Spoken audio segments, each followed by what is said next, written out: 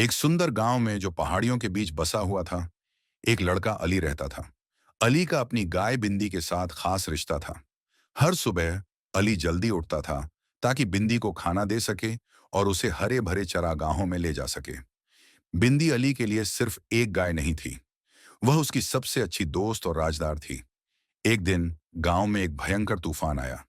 हवाएं जोर जोर से चल रही थीं और बारिश बहुत तेज थी। अली बिंदी के बारे में चिंतित था, जो चरागाह में थी। बिना किसी हिचकिचाहट के उसने अपनी बरसाती पहनी और तूफान में बिंदी को खोजने निकल पड़ा। घंटों की खोज के बाद अली ने आखिरकार बिंदी को ढूंढ लिया, जो कांप रही थी और डरी हुई थी। उसने धीरे धीरे उसे वापस उनके खलिहान की सुरक्षा में ले आया। उस दिन के बाद गांव वाले अली की बहादुरी और बिंदी के साथ उसके गहरे रिश्ते की सराहना करने लगे। वे अक्सर उन्हें खेतों में साथ देखते थे। अली बिंदी से बातें करता था जैसे वह हर शब्द समझती हो। उनकी दोस्ती इंसानों और जानवरों के बीच प्यार और वफादारी का उदाहरण थी।